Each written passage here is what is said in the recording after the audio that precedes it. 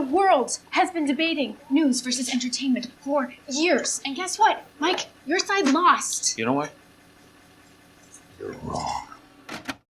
Welcome to the Graveyard Slot, where we talk about movies past their prime time. Here, we revisit old favorites with a fresh perspective to see if they deserve more hype or if they should stay buried. I'm Sohini. And I'm Sarah, and today we're talking about Morning Glory. Morning Glory follows producer Becky Fuller when she loses her job at a local morning show and lands the highly coveted position of executive producer on a show at the distinguished IBS network. However, morning show Daybreak is more of a fixer-upper than she expects, and Becky has to gather all her wits to make the most of what she's got. This movie was released in 2010. It was directed by Roger Mitchell, who actually did Notting Hill. The screenplay is by Aileen Brosh McKenna, who does rom-coms. She actually wrote Devil Wears Prada, 27 Dresses, and was the creator of Crazy Ex-Girlfriend. Morning Glory has a surprisingly average score on Rotten Tomatoes. It's at 55%. Since it happens to be Sarah's most favorite movie ever, we thought we should investigate exactly what it did or didn't do to offend critics so much. I don't know if it's my favorite movie ever. It's up there. So what score do you think it deserves on Rotten Tomatoes? I think it's at least 60. 55 is so low, I feel like. And this movie is so inoffensive, which is maybe the problem. That seems to be the consensus. Yeah, one of the reviews I found is from theindependentcritic.com. And the review said, what it does well. And I think that summarizes this movie quite well because there are things to appreciate about it. There are things that it pulls off really well. But there are also other things it possibly could have done better, which is like a very vague sentiment. But I think it encapsulates this movie quite well. Yeah, I also found similar reviews, like this one from Time that reads, Morning Glory is a cut above most other recent light fare, but not a prime cut. You know, that doesn't say much. It says it's mediocre, it's not great. But there's another one that is more in line with my problems with this movie, which is from the AV Club. It reads, Patrick Wilson rounds out the cast as McAdams' love interest, but his presence seems necessary only to classify Morning Glory as a romantic comedy. The heart of the movie is really McAdams' wonderfully contentious relationship with Ford. Now, this movie is somehow classified as a rom-com, but if you've seen this movie, you know that it's barely one. It's more about this morning show rather than the romantic subplot, and when I say subplot, I mean it is barely a B-plot. It is a D-plot at best. I'm quite certain that they wanted to make this movie about this producer who's working on a failing morning show and couldn't get it made unless it was a rom-com. Like, they finally pitched it as a rom-com starring Rachel McAdams, and you know that shit's gonna be a cash cow, and that's how they got it made. It's also partly like, oh, this movie is clearly mostly for women, which isn't even true, but even if it was, you don't think women would like a story about Rachel McAdams trying to save a failing morning show? She's gotta have this weird romance deep plot. That's a really great point, actually. Clearly, I enjoy this movie a lot. I just think it's really entertaining. I especially love getting to know this world of broadcasting. And I watched this movie a long time ago, I think around the time it came out. And since then, I've made most everyone watch it with me. That was the whole purpose of this podcast, wasn't it? You just wanted me to watch this movie. Hey, I watched Twilight for you. Yeah, we all made sacrifices, some bigger than others.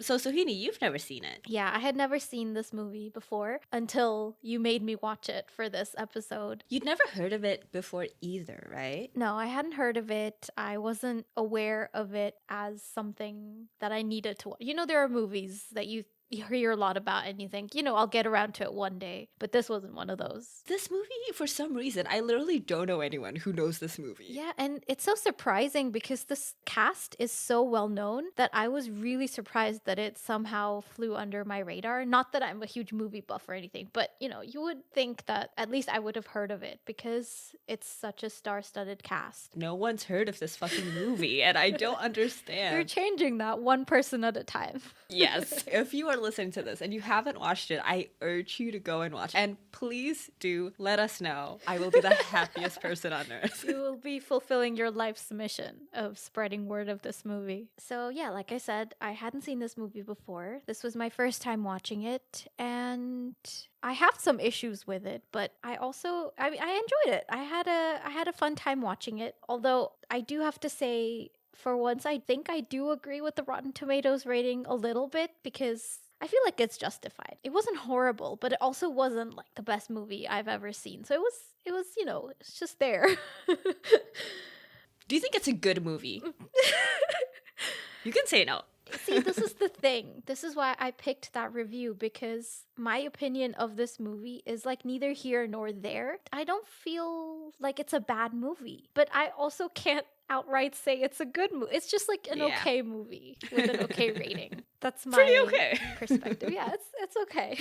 We will be discussing this movie chronologically. So we open on this date that goes poorly, partly because of how her job takes up too much of her life. I think it's a pretty good introduction to her character, though it does rely on the quote-unquote awkward female protagonist we see way too often in rom-coms. And as we get to know her moving forward, she has other attributes, both positive and negative, that I don't think she needed to be this relatable, awkward woman they make her into when it comes to dating. Yeah, it's almost like they're threatened by her other attributes and are too afraid to let her stand as just a confident, career-driven woman. She has to be awkward on top of that as well, just to make her palatable enough, which is a shame, because I agree with you. I think she has enough of a distinctive personality to have engaged us in this movie, and also to be, well, not that it's a woman's purpose in life to be attractive to men, but I feel like that was enough.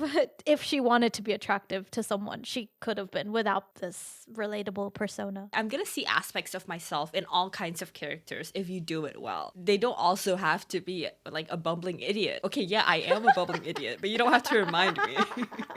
But anyway, so we're supposed to believe this is one of her major flaws, but they don't even explore it all that much, rather just touching on it almost offhand to fuel a conflict in the romance subplot without even starting any sort of real conflict and resolution about it. To me, this is the weakest point of this movie, like this thread. I agree with you that the tacked on romantic subplot was unnecessary, but I did like this introduction because I think it tells us a lot about the character really quickly. The way the date that takes place at an odd time because of her job, and the fact that she takes the phone call, even though she says in the beginning that she's not going to touch the phone during the date, she does it anyway. So I think it's a quick and easy way of letting us know that this is a character who prioritizes her career. There could have been more there in terms of her over the story deciding that she wants to lead a more balanced life or something, but they don't really use that arc necessarily. I have to say, if they do explore it, I don't think that I would have liked it anyway. But my problem is that why bring it up even? Yeah, that's the thing. They specifically frame this as a conflict. Yeah, they set us up for it, but it ends up being half-baked because we don't really get any kind of resolution on it. Not a good one. Yeah. So we get to see Becky's job. Becky's coworker tells her that management had pulled her employment records, which probably means she'll be promoted to senior producer. They give her this t-shirt that says, "Yes, I accept," for her to wear when she gets the offer.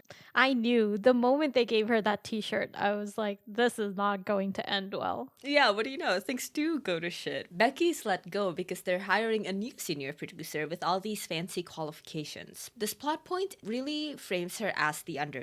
And again, this is already a quote-unquote relatable aspect of her character and story that she doesn't also need to be super awkward. But I digress. We see her packing up and leaving, and her team is around her wearing these t-shirts that read "Way to go, Becky." Yeah, those were painful to see. But now she's unemployed, and we see this conversation with her mother who's kind of telling her to let go of her dreams of working in broadcasting. And she mentions Becky's dad and how he's the one who's most to blame for putting all these lofty ideas in Becky's head, and it's the usual like discouraging parent routine. It was so harsh. In a way, maybe it is realistic because I'm sure there are people whose families aren't supportive of their dreams. But I understand that it's like an extra pressure point for the protagonist because here's another person telling her she's not good enough. to do what she loves to do. But it just never comes up again. And we just get one paltry shot at the end of the movie of her mom looking at the TV proudly. And I mean, after the romance thread, this feels like another sort of, it's just there to make it seem like there's some sort of pressure on the protagonist, but then it just evaporates. And there are moments throughout this movie that hints at a backstory with her family, especially her dad, but we never really get anything concrete. It's another unfulfilled thread that the narrative introduces and never resolves. As we discuss this movie, you'll see that I have some theories about what that could have been Here we about. go. Yeah, I didn't really see the point. They keep bringing up these things that they don't really explore fully, and it feels like they wanted to just focus on the broadcasting, which is fine, but then don't introduce these extra threads you don't need. You know, it's fine for those aspects to be part of her life, but the way they frame it. They set it up to be much bigger than it is going to be. Because I understand, obviously, we don't want to just see a character at work. We want a more rounded person who we really, we can see her as a real person. But I don't know, somehow this movie just doesn't manage to do that. They introduce the other aspects of her life as if It's a problem and it's going to be an issue later on. Yeah. This conversation between her and her mom could have easily just been like a short phone conversation where she tells her mom she's been let go and her mom expresses a little bit of disappointment. Instead, we had this whole scene and mention of her father who never comes up again, and it just felt unnecessary. I mean, at this point, I feel like there were things cut out from the script, and that's where speculation begins. We get a montage of her job hunting. Now, this movie has many a montage. This is montage number 1. And during her job search, she's relentless. Yeah, she calls some people 5 or 6 times, which is a bit much, coming from someone who has extensively job searched. Yeah, when she gets an interview at IBS, she had apparently sent them 5 copies of her resume. I wish we could do that in real life. Right? But we keep seeing this trait of hers going above and beyond throughout the movie, sometimes to an inappropriate level. And I do really like that it's something consistent about her that's only a positive to a certain extent and often becomes a flaw. Yeah, there's definitely potential there because she's contrasted with Harrison Ford's character, who has basically sacrificed his whole life for his career, which is the path Becky is kind of headed down. Yeah. And so this was a great opportunity to explore something there. But again, I feel like the movie tries to do it, but falls a little bit short because somehow this movie is an hour and a half long, but it doesn't get around to it to a degree that I'm convinced. Yeah, they do explicitly parallel their lives. Near the end. Yeah. They could have shown us, instead of just bringing it up in a conversation near the end of the movie, they could have shown us throughout the movie, but they didn't. So Becky interviews with Jeff Goldblum for executive producer on an IBS show called Daybreak. But here we learn the reputation Daybreak holds, namely the fact that they're known as the worst morning television around, and the interview seems to go poorly. Now, Jeff Goldblum is a pretty rude and dismissive person. He's supposed to be that guy who doesn't have time for niceties and whatever. It's one of the many archetypes we get in this movie, but Jeff Goldblum's character shows really well the main things that's happening in this movie, which is that they've got an incredible cast. And watching Jeff Goldblum as this guy is entertaining. Seeing him and Rachel McAdams in these roles play off of each other works. And that's pretty much the case for the rest of the movie. We get a lot of archetypes that are portrayed by excellent actors playing off of each other, that they imbue a life to them that's entertaining to watch on screen. And Jeff Goldblum's scenes, I think, is a prime example. You're immersed in this world and you buy these characters. You feel like you're in that industry, and that's what I like most about this movie. Yeah, that might be it. That might be the appeal this movie has for you. The thing I liked about this scene is we know Becky is not new to this industry. She's been working in it for years, yet she's still so idealistic about it that I really liked that about her character, that she knows that it's not all sunshine and roses, but she's still excited about it. She's still got a determination to do something big in this industry. So I really liked that about her character. What I didn't like about this scene is that the interview seemed to go pretty badly. To me, it just seemed like Jeff Goldblum's character called her over so that he could insult her and then kick her out of his office. But then out of nowhere, he offers her the job. It just seemed a little abrupt and out of nowhere. Yeah, I can totally see that, but he's just supposed to be really rude. How am I supposed to know? This is the only interview of his I've seen. Well, I mean, you're supposed to know because he acts that way like the entire time. But the only person we see him interact with is Becky. So we don't know if he's rude in general or just rude to Becky. We see one interaction, which is presumably with his assistant. Oh, right. But yeah, I get your point. But she's on her way out of IBS, and she runs into Senior Dipshit and Mike Pomeroy in the elevator. Ah, yes. We establish who Mike Pomeroy is, namely this very distinguished news anchor Becky grew up watching on air and looks up to. And Senior Dipshit is a journalist who works at IBS and has worked with Mike before. We find out Mike's this grumpy, stuffy guy that Senior Dipshit and everyone else who knows him hates. To just clear things up, Senior Dipshit is the nickname Mike gives him. I can see why Senior Dipshit calls him the third worst person in the world. Yes, that is. Yeah.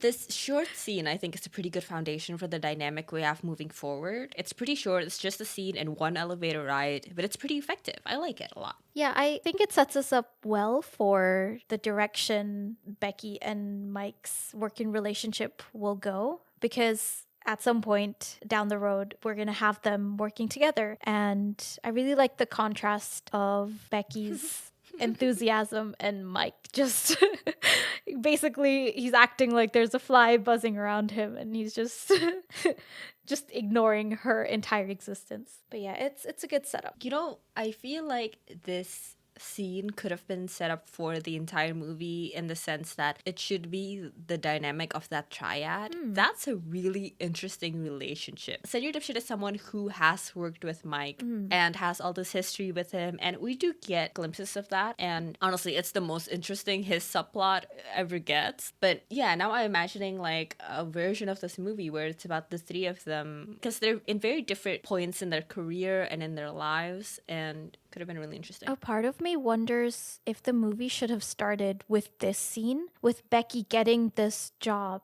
that other people think she's underqualified for, because then we really focus on the meat of this story, which is Becky navigating this career. And I feel like the stuff that came before, it's a little bit beside the point and kind of setting us up for this main point, but it just wastes a bunch of time telling us things we don't really need to know, because these things never come up again, so they don't really serve the character. From a storytelling point of view, I do completely agree. I think the subplot about the relationship thing is tacked on. Like, I do think that is the case to make it into a rom-com. So I 100% agree that those scenes are super wasteful and they could have explored the parallel between Mike and Becky instead. Yeah, and I think this is why a part of me at the end of the movie was still unconvinced about the characters' relationships. I just felt like it was really quick, and I just feel like there wasn't enough build up between them for me to believe that they're really close to each other and that they care about each other. And I feel like if the movie hadn't just wasted this time setting us up for things that don't come to fruition, then it could have just focused on what does matter. And you know, we get that scene in the beginning with Becky being really awkward and chattering and whatever. We get a similar thing in the elevator with Mike, because she's really excited and she's talking really fast and out of control. And I think it shows us the same things about her character that date scene did, except this is more relevant to the main plot and to the character. I completely agree. Despite what seemed like an unsuccessful interview, Becky gets the job as EP for Daybreak, and so she moves to New York. Montage number 2. This is only the first act of the movie, and we already have multiple montages. This movie is 90% montage. It makes for some fun songs, at least. You get some fun music. Yeah, the music is really something. So we just keep hearing about how shitty Daybreak is, and we see that during Becky's first day too, what with them not having doorknobs that work. It's kind of the physical manifestation of all of that. Yes, I love the thing they show with the doorknobs that keep falling off the door. I think that's a great way of showing where the company is at financially without hitting us over the head with it. I did wonder if Daybreak is based on anything. Is it a thinly veiled reference to a notorious morning show? And I can't find anything that says that it is. However, I found this show called Morning Program that ran on CBS from January to November of 87. The morning program was produced by a non-news unit, was an infotainment show, panned by critics, and was co-hosted by Roland Smith, an ex-news anchor, and Mariette Hartley, who is quite the opposite. They even had this weird, awkward, and somewhat averse relationship on screen, partly fueled by their backgrounds. Sounds familiar. Right? The more I read about this show, the more it felt like Daybreak is supposed to be a reference to it. But I can't find a single thing online that says it might be. I'm still convinced though. I suppose they wouldn't explicitly say it if it was the inspiration, because obviously they don't The movie's already saying it. I just don't understand why no one online is talking about it. Probably because no one has seen this movie. That's the thing. I'm like, more people need to see it so that someone that works in broadcasting can like tweet something that I can be like, I was right. You need to be making some phone calls, sending people 5 copies of, not your resume, but like a letter. 5 copies of the DVD of this movie. Yeah. We also meet the cast and crew of Daybreak, and I do like how Becky simply dropped into the shit show. They've already got routines and interpersonal relationships, the most prominent of which are co-hosts Colleen Peck, pretty stereotypical diva personality, and, to use Jeff Goldblum's word, foul Paul McPhee, who's a straight-up sexual predator. Yeah, I was excited to see Ty Burrell, I think. I was excited to see him, but then he turned out to be a number 1 sleaze, so I was happy to see him go. We see how Becky grapples with it all during the first morning meeting where she's bombarded by endless inquiries from the cast and crew. With this scene, I kind of saw it coming that Becky would be able to answer all these questions that she's bombarded with, but it did feel a little bit cliche. And maybe like the movie thought it was doing something, trying to make us think that Becky would be overwhelmed and then pulling the rug out from under us, but the direction it's going is pretty obvious. Yeah, I don't think I was quote-unquote fooled either, though it does feel pretty satisfying to watch it happen. Yeah, true it is, though I think the only way you'd be fooled is if you had never seen a movie of this genre before. Yeah. During the morning meeting, amongst the hubbub of the 99 things they're asking Becky, one of the inquiries was about what kind of baby they want for a segment, and they're listing all these attributes and races and whatnot. And you hear in the crowd some guy volunteers, I have a black baby at home. No way. I didn't hear that. I never caught it before this, and it made me fucking cackle. I really enjoy the humor in this movie. I think it just somehow hit the sweet spot in terms of sense of humor for me, and that's why I have so much fun watching it. Yes, it's funny. They go on the search for a new co-host. The first time she goes to Jeff Goldblum, he's pretty upset about all this possibly costing him more money. But right after, we see her on the phone with Lenny saying how the talk with Jeff Goldblum went fine and they're pretty optimistic. And it's one of the many times we see her putting this false optimism that's not exactly harmless. Now, I think Lenny probably already knows, but Becky keeps doing it throughout the many lows Daybreak has moving forward, even when she really shouldn't be. And I really thought this would come back to bite her at one point, because the show gets to this point where they're going to shut it down in a couple of weeks' time, and she doesn't tell anyone. So I thought for sure there was going to be this one scene where they're, teetering on the edge, and everyone else finds out that the show is going to go down, and Becky knew but didn't tell anyone. But there are no consequences to these pretty bad decisions on her part. It's not a good teamwork, ethic. Yeah, it's like her optimism is detrimental to the people around her. Like, they should have had those 6 weeks to look for a new job. That's the cushion they were given. They tell you that in advance, Becky, so that people can start sending out resumes. But what we see here is that Becky watches old tapes of Mike Pomeroy when he was an anchor, just for fun, I guess. Becky realizes that Mike is under contract with IBS. Having read Mike's contract, Becky finds out that she actually can get him for Daybreak, and we see her approaching him while he's out hunting. I'm assuming this is his private property and she's crossing a boundary here, but it's even worse if he's just out in the wild, because then it's more alarming. How does she track him down? How does she know where he was? Even just going to see him, to badger him, is already... Yeah, definitely she's crossing a line. She could easily have found him at work. They work at the same company, so she could have just found him. Well, I'm assuming, call his manager manager or something. Yeah, or that. I get it. Like, it's a movie. You want the confrontation between Becky and Harrison Ford, not Harrison Ford's manager. But That's the real meat of the story. Becky and Harrison Ford's manager. but obviously, when Becky offers Mike the job, he kind of laughs in her face. Yeah, and we're introduced to his super pretentious attitude towards morning television. Like, we get it. You have awards. You were a well-known, well-accomplished journalist. But, like, calm down, you know? There are other things apart from journalism, and they're equally legitimate. He just annoyed me. But Becky brings out the big guns and reveals that Mike's bound by his contract to take her offer. Even bigger than the guns he was actually holding in that scene. Yeah. Which is saying something, because I think that was a rifle. Which actually, I thought she was really brave to confront him the way she did while he was holding a rifle, because I don't know, his temper, I don't really trust. I wouldn't really provoke him. We go back to the studio, and Colleen's telling Becky that everyone heard about how she tried to land Mike and failed, and she's extending her sympathy and saying she would have welcomed him with open arms, when suddenly Mike shows up and Colleen's not so happy after all. Yeah, this is one of several moments in the movie where I did not understand the character's motivations. Because Mike shows up out of nowhere right after he's basically laughed in Becky's face and told her that there's no way. And it seems like he doesn't care if he's going to be breaking the terms of his contract. But then we don't even get a moment where he has a moment of realization, like, okay, I think I have to do this or anything. He just shows up. And it just, technically, I understand it's because he can't afford to break the terms of the contract. But it feels like we're missing something in the middle, because one moment he's basically refusing and the next moment he's there.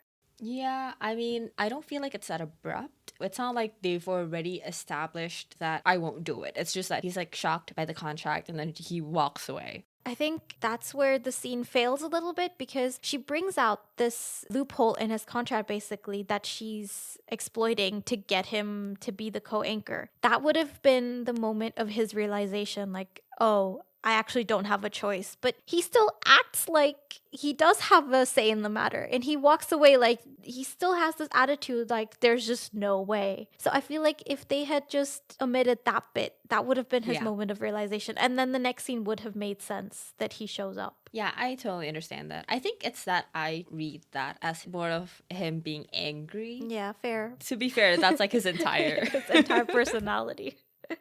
You get a whole hubbub of Mike and Colleen kind of one-upping each other, and Becky ends up having to drag them to the literal midpoint in the hallway. It's like a mini montage when she's rushing back and forth between the dressing rooms. Yeah. So I'm going to say it's montage 2.5. Mm-hmm. But we return to Senior Dipshit. This time he asks Becky out. I'm kind of with Becky here because he says that a bunch of them go to this bar after work sometimes and he invites her. Lenny's there and he tells her she just got asked out, but I think that's not that clear. Yeah, I'm not an expert in this either, but it didn't sound like a date because it's like a work thing and there are going to be other people there. Yeah. Lenny's wrong. I mean, he's right, but he's wrong.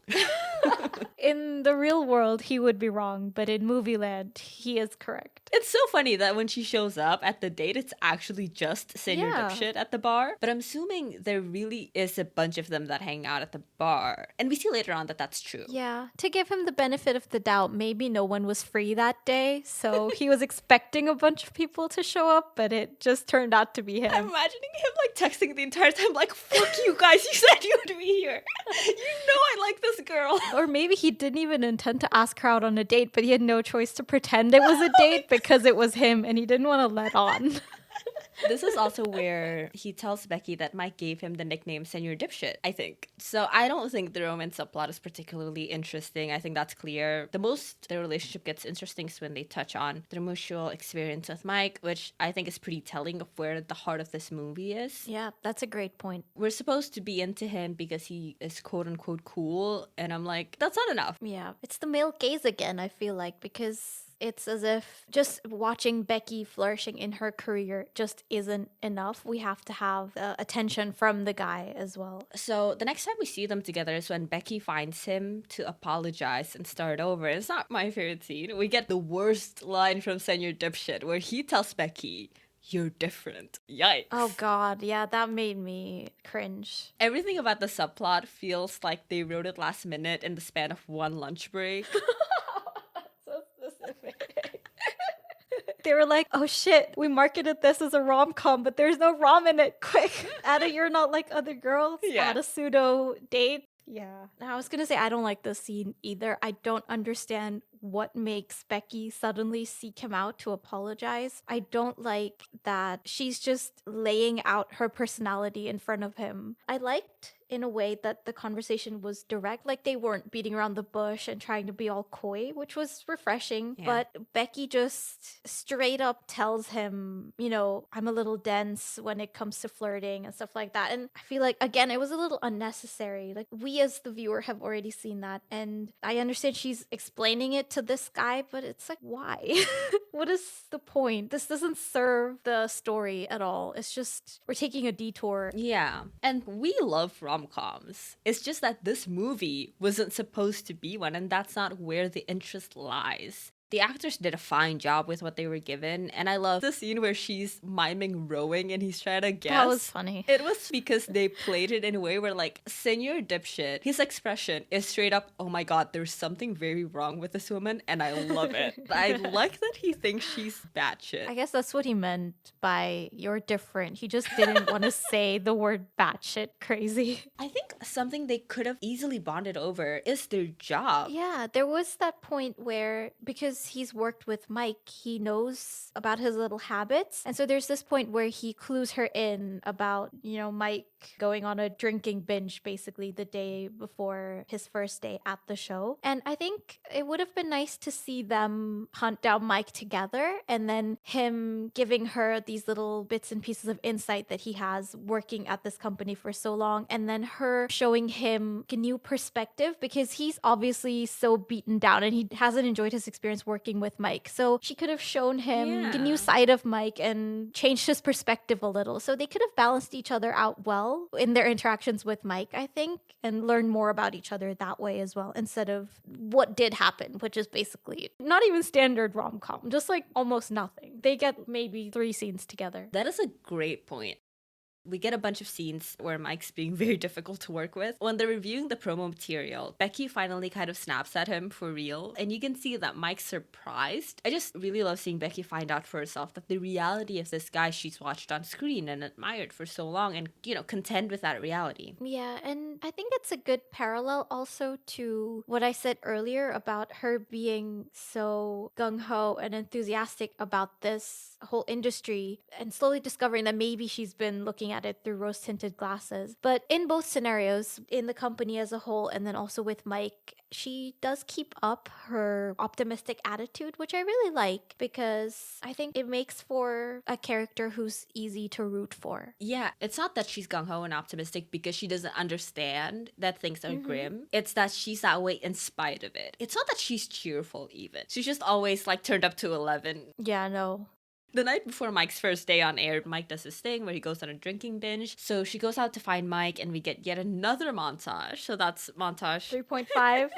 We have this yelling match between the two of them. And I do get where Mike's coming from here, having to do something that's not well respected in the industry. We see more of this later, but we get hints here when they're back at Mike's house and Becky sees that he's got this wealth of experience. I particularly like when we follow, I guess, older characters because we get so much history to work with. Yeah, I agree. And I think there's a lot of potential here with a character like him. It's a really interesting situation where he's been backed into a corner where he can't do what he wants to do, but then he also can't disregard what Becky is asking him to do. I just wish the movie had explored this a little bit more deeply because this was the point of the story, I think, of him navigating this path that he doesn't want to go down together with Becky. But by the end of the story, It's almost like we're back to square one, right? yeah, and it's gonna sound like it's a fable or something, but there's no moral. Like, the characters don't learn anything. I feel like they barely develop a little. The movie's trying to convince us that they did, but I still feel like they're the same. In the beginning, he's in this place that he doesn't want to be in. And by the end, he's still there and he's still got that attitude. Yeah. There's just a potential, but to me, it seems unfulfilled. So when they're at the house, Mike makes these comments about Becky's own habits of over-dedicating herself to her job. He makes observations not only about her lackluster dating life, but also about some possible significant relationship with her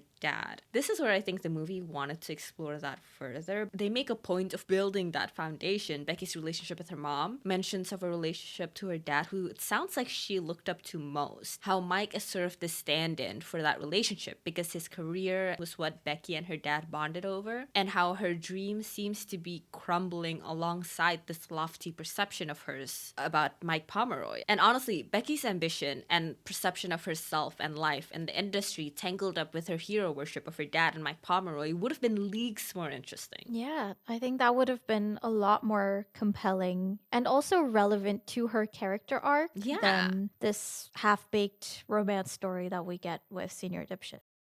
So Becky stays over, walking right across his boundary. Yeah, I was fully expecting him to get angry at the fact that she sort of barges into his home and just decides to stay over. And she's also, picking up pictures of his family and saying he should invite them over to the show for a segment. I really thought he would get annoyed at her, but somehow he doesn't. True. It just occurred to me the fact that she looks at his photographs and her first thought is invite them over to the show just shows her mindset a little at how focused she is on her career. Because, normally, you might look at pictures of family and be like, hey, where are they? Like, you're all alone. Where's your family? But no, she's like, invite them over. Put them on TV. She can't even fathom a world in which that wouldn't be someone's first thought. She would think, like, if I had grandchildren, I'd show them this whole, world in broadcasting. A whole new world. Yeah. But she wakes up a little later than she meant to, and while she's trying to leave as soon as possible, Mike's very calmly making a frittata. Yeah, this part was really funny to me. Because he's like, most people don't know a frittata is supposed to be eaten at room temperature. Where she's like, she's just rushing to get to the studio. They start out their first day with Mike on air, and Mike's not bantering as promised. Oh, yeah. He says one word. Yeah, very chatty. And they have this cake for his first day, and he doesn't respond to it at all. He immediately jumps into the news. Which is a shame, because that cake looked amazing. And if there's one thing I could try from this universe, it would be that cake. Yeah. I had to bring that up. They do this story on ex-president Jimmy Carter right after they do a story about a sexual offender, and what happens is that they only trade out the graphics, or rather the picture, and they keep the graphic reading sexual offender. And it's a mishap, obviously, and it kind of shows how people on the show have kind of been sleeping at the wheel. And Mike doesn't make it any better. Him and Colleen. They have this bit at the end where both of them are trying to establish dominance by saying goodbye. And so they say goodbye like 17 times because each one is trying to be the last one to say it and get the last word in. Yeah. I would really want to be a news technical director, which is the guy who's pointing at the screens and he's like, okay, switch to this camera and switch to this camera. Yeah, that looked fun. Yeah, I saw that they called ex-president Jimmy Carter a sexual predator, and I'm like, I want to be that guy. Dream big, I guess.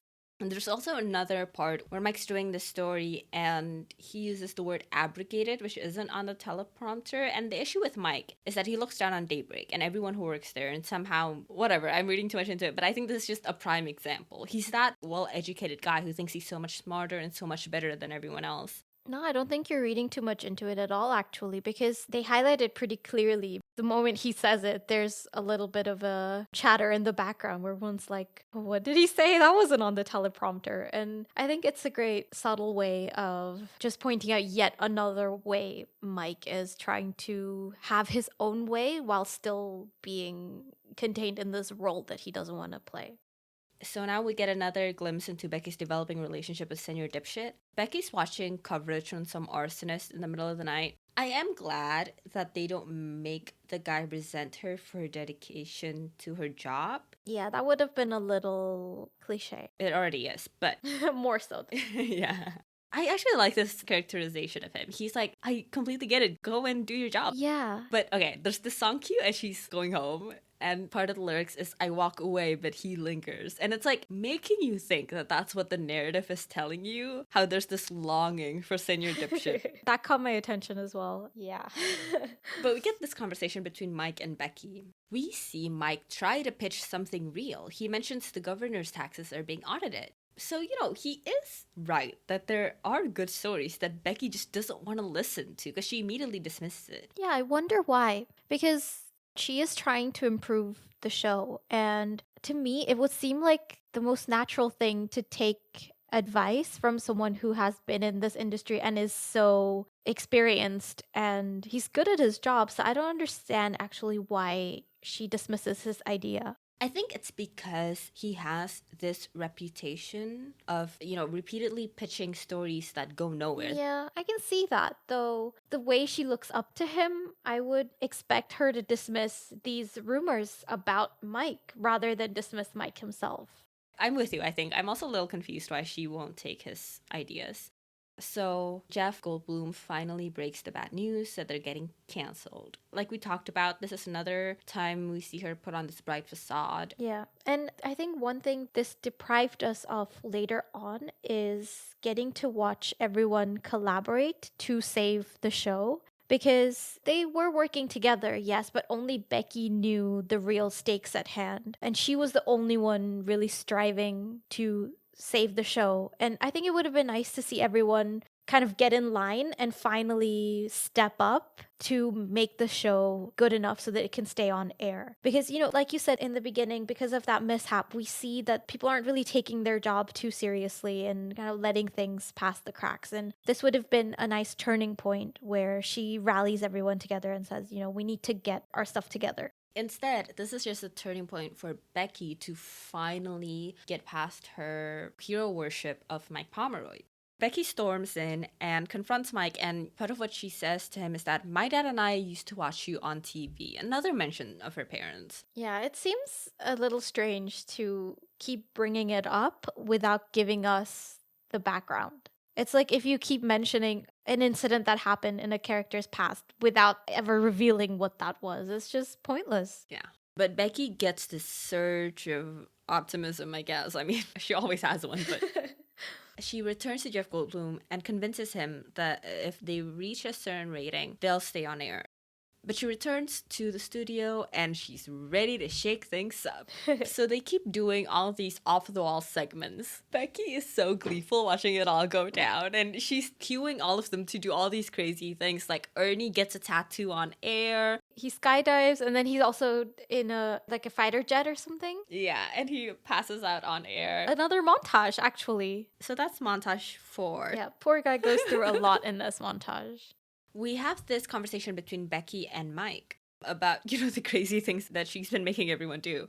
And in this scene, we get to see these two characters at their most intense. Yeah, they definitely have enough differences to make their dynamic really interesting. Although I understand that Becky is a little frantic at this point because Mike is just not cooperating, but he also doesn't know the full extent of the situation. Like, she hasn't told anybody about the fact that the show is gonna get canceled. Maybe if she had, even if she doesn't tell everyone, it might have been nice to see her and Mike working towards this common goal. We finally see Colleen and Mike go at it. They fight off air, but it carries on to the show. I feel like they should have just had Colleen and Mike fight on air all along. Yeah, I think their strained non-banter was definitely a lot less compelling than watching them just kind of snipe at each other. Yeah, and it's more genuine that way too, and more fun to watch. For sure. We get to this pretty big scene with Senior Dipshit.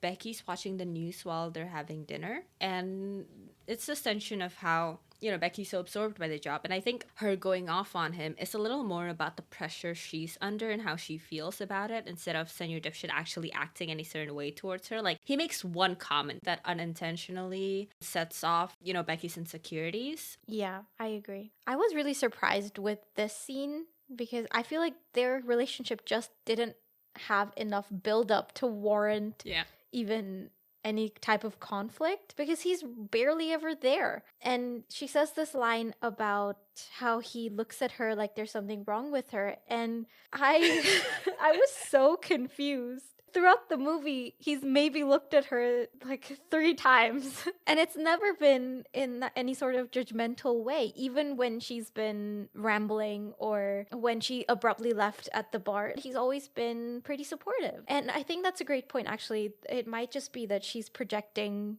on him these previous negative experiences that she's had, and she's jumping to conclusions that he's gonna be just the same as her previous experiences. But for me to be invested in this in any sort of way, their relationship would need a lot more build up, and I simply just didn't care. Yeah, for sure. And I mean, they barely touch on it. It happens in a single throwaway line from Becky, Yeah. and it's immediately shoved aside.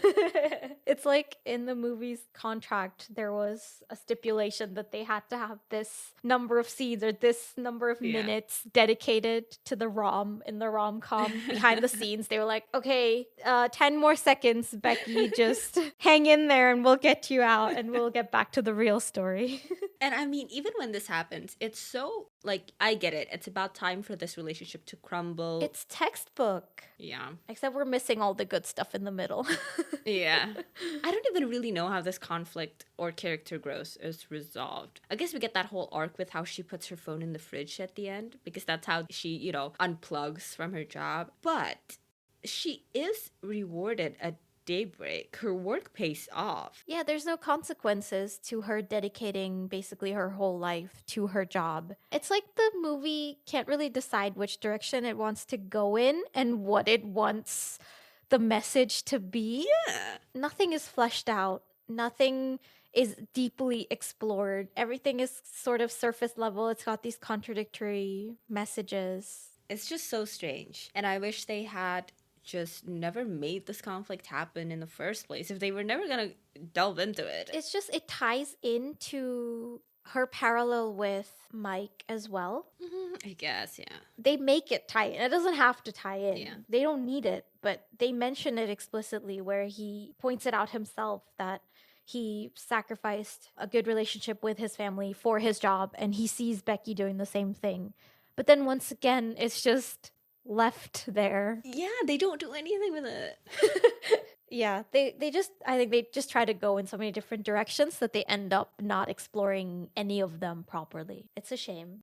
So we get glimpses of Mike seemingly planning something in the background. But what happens is he tricks Becky. He says he wants to cover a sauerkraut festival. And on the way there, she realizes this isn't the way to that festival. I wonder what's happening. Yeah, I can't believe she fell for it because Mike, without any indication of wanting to change, he just does a complete 180 where one day he's like, I'm not saying the word fluffy. And the next day he's like, let's go to a sauerkraut festival. And they're all like, okay. Like, how naive are you? He's been sitting out this whole time, just watching them really judgmentally, which I understand. I also would have been judgmental of Colleen nearly eating that frog in the guise of kissing it.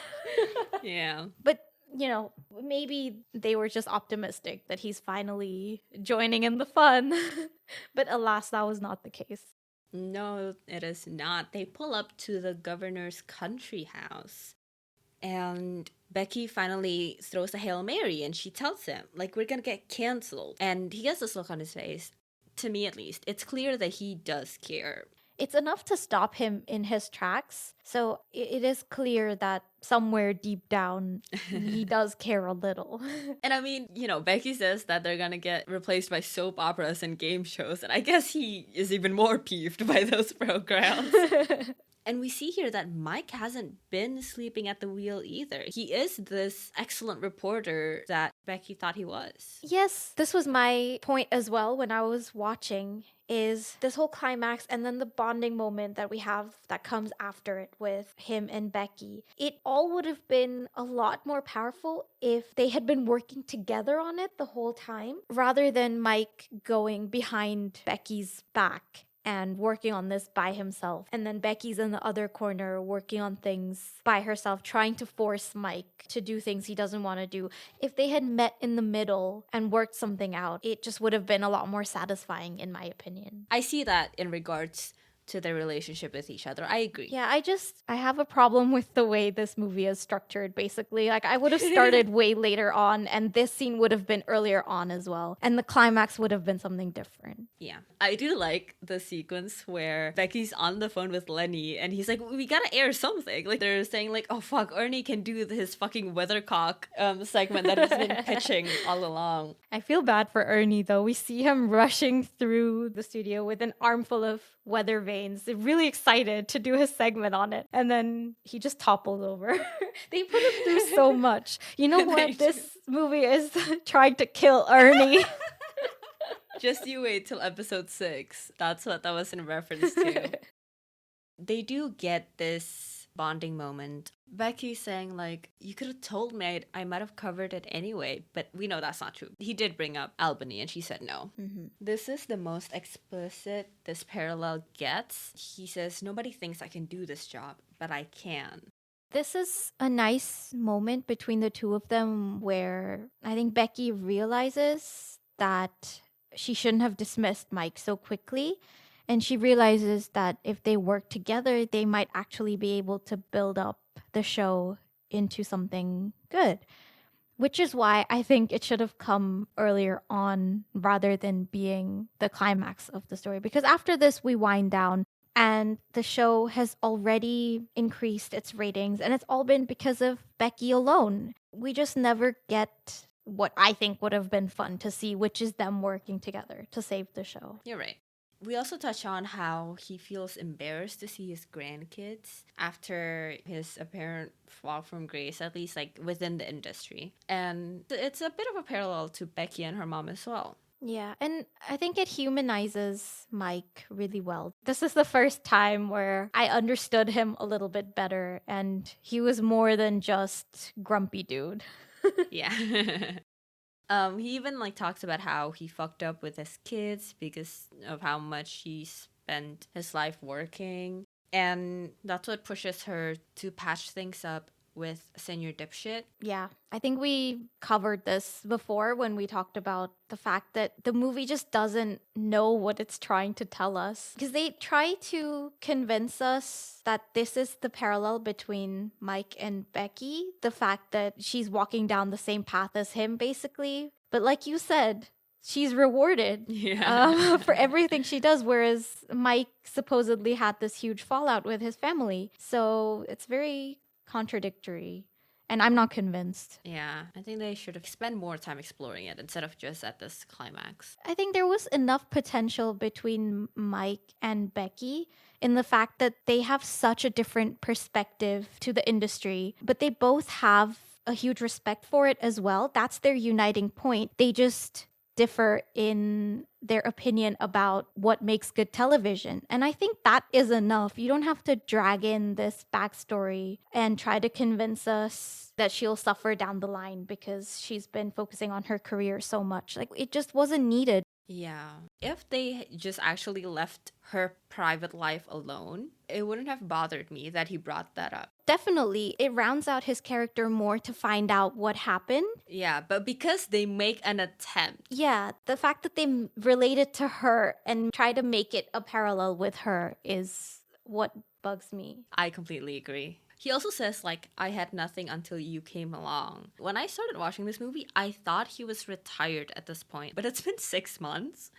And, like, I get it. Like, he's had this reputation for a while now, but did he have nothing? Yeah, I agree with you. I just overall was not convinced by Becky and Mike's bond, I guess. We needed more of these little moments between them before I could be convinced that she really brought something into his life and vice versa. Yeah, I do buy their bond. I do like it. But in regards to this line, it took that one step too far for me. We're not that close. Yeah. I do agree with you. Watching them together on screen is really fun. It's just, I think it should have been balanced out a little bit with these quieter moments where they realize hey, she's not so bad. Oh, hey, he's trying. Again, I just feel like we missed a step in the middle where it should have been somewhere in between. Like, they're still bantering, but now it's on friendly terms. I just didn't get the friendliness enough.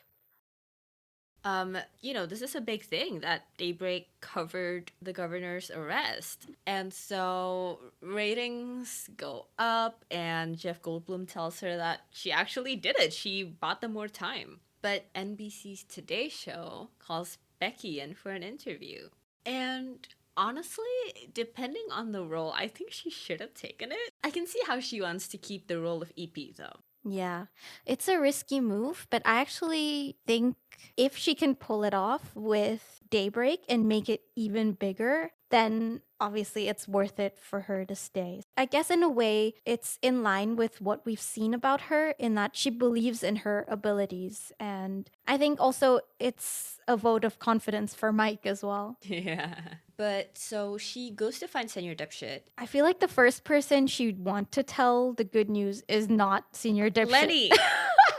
Even Lenny. I was going to say Mike. Oh, yeah, Mike too. But even Lenny, honestly, had more scenes with her. And like scenes where I thought they were really sweet. Yeah, I love them together. Because he's such a nice coworker and they work so well together. We see more of them than we do her and Senior Dipshit. Yeah, I mean, they don't even dedicate that much time to the breakdown and resolution of Becky and Senior Dipshit's relationship. Honestly, I didn't even remember they were in a fight. I thought like she just wanted to talk privately with him, and that's why she's like, oh, come out and I'll talk to you. And then afterwards I just realized that, oh, this is supposed to be like a dramatic thing because they're in a fight, and I completely forgot. But their resolution is also one line. The problem is one line and the resolution is one line. It's just so funny. Yeah, they expect us to fill in the blanks ourselves, and that's just... Because even they know it doesn't matter. We don't care. Yeah. But Becky is really happy about this change in attitude in Mike, and so she starts pitching all these ideas, but Mike is unfortunately still the way he used to be. He's not volunteering anything worthy, and they have a fight. And the fight between Becky and Mike lands much better, and I actually care about that.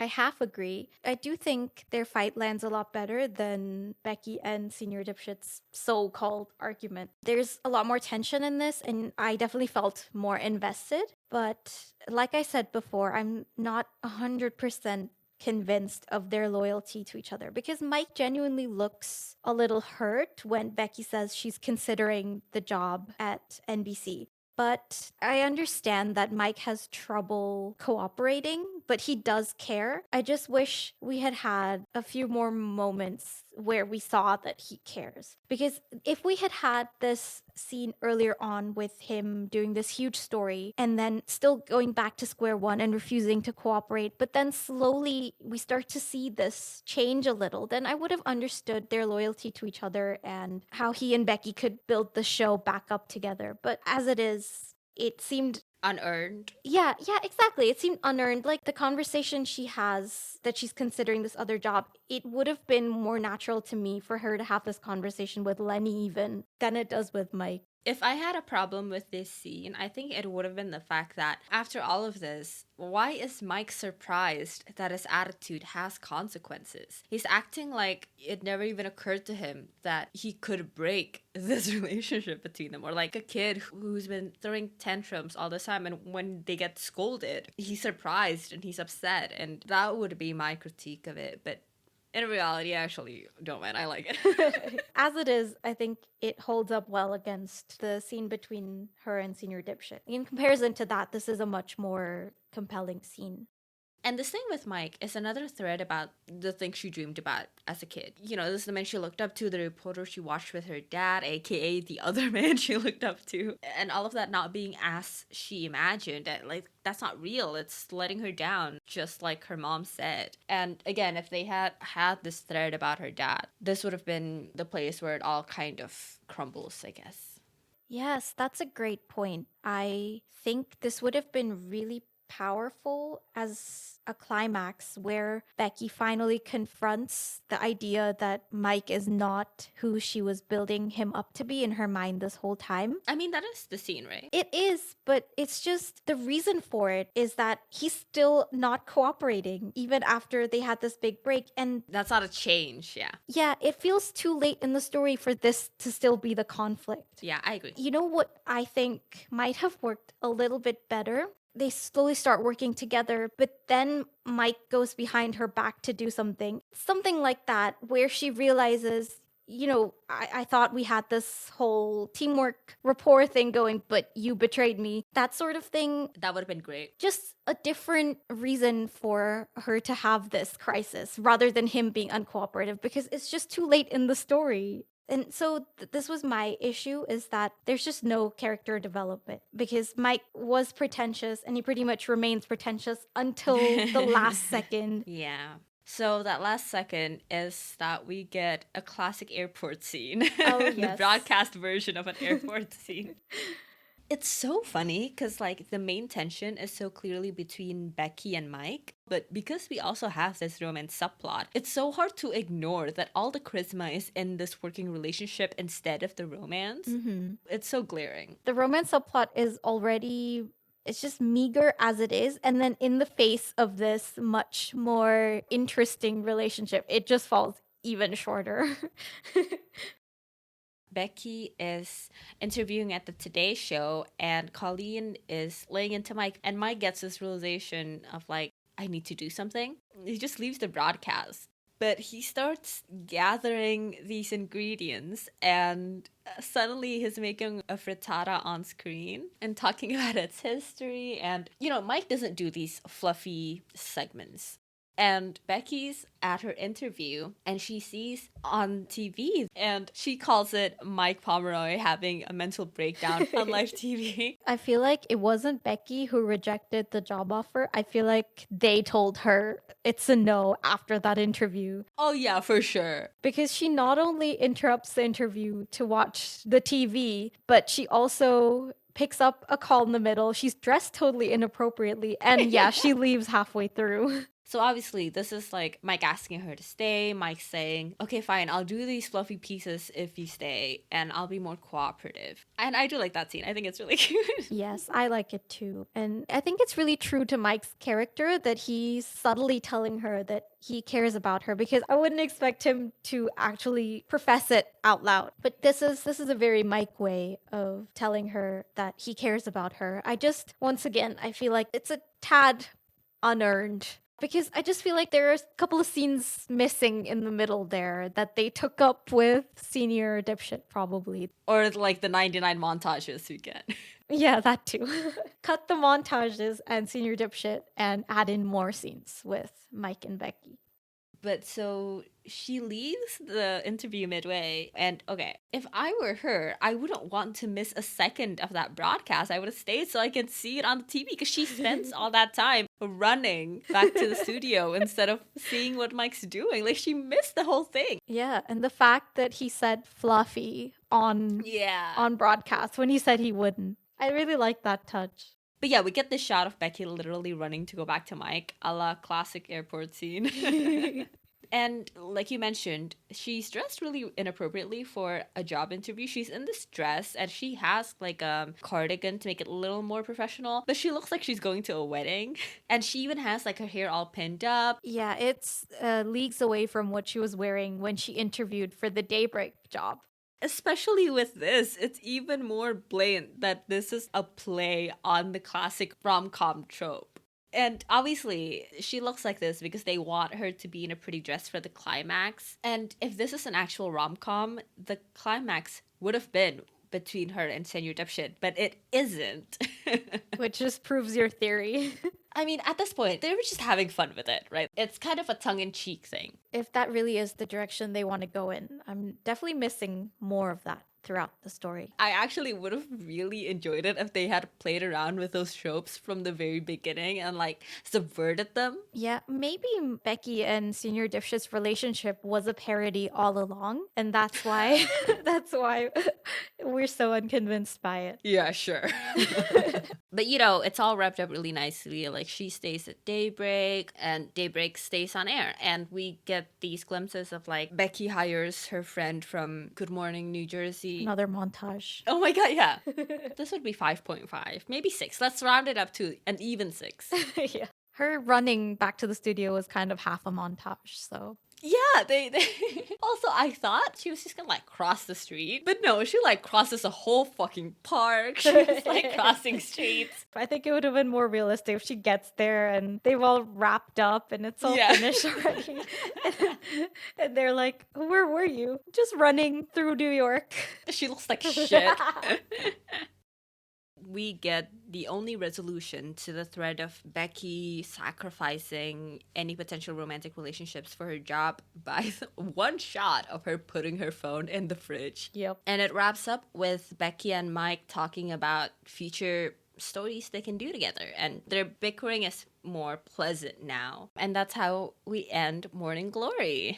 And the fact that it ends with Becky and Mike instead of Becky and Senior Dipshit is just the biggest indication of who the story really is about. And the fact that the rom just doesn't fit in this rom-com. And now we've got some absurd conclusions. I think one was the fact that Senior Dipshit never wanted to get into this relationship in the first place. Oh, yeah. He just accidentally fell into it and then was too awkward to decline when Becky just assumed it was going to be a date because of Lenny. The actual awkward protagonist here was Senior Dipshit all along. He's the quirky, not like the other guys.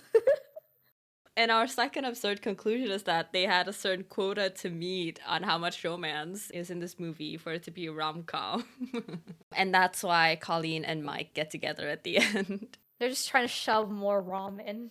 Like, you're missing 1 second of rom. Where is it? Yeah.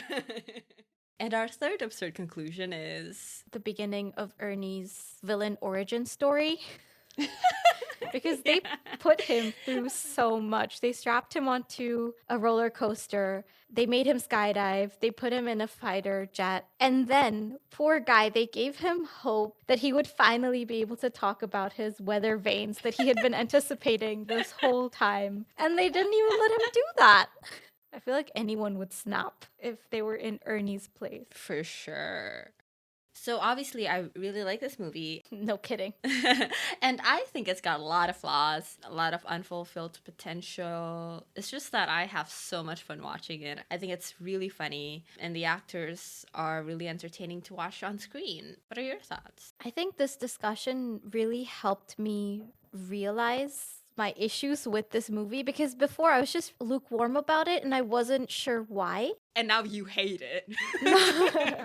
Actually, the opposite. I realize now why you find it so fun. Oh, really? Yeah, and I also realized that it has so much unmet potential that I really wish they had explored a little bit more. Looking at it a little bit closer made me realize the good and bad aspects of it, because the movie itself, when I was watching it, just didn't give me much until I made the effort to think about it more. So would you recommend this movie? Yeah, I think I would. Really? As long as you don't go into it expecting like a rom-com, if you're just in it for a fun time, then yeah, I would recommend this movie. Well, clearly I would as well. As you have been doing long before this podcast, and you probably will long after this podcast too. Yeah. It's a really fun movie. It's got great performances, and it's really funny. So that's all for this episode. Next time, we'll be discussing 13 going on 30. If you have any thoughts to share on the movie, send them in at graveyard_slot on Twitter and Instagram, or email us at thegraveyardslot@gmail.com so we can share on the podcast. If you enjoyed this episode, please rate and review. Thank you for listening, and we'll see you on the next episode of The Graveyard Slot.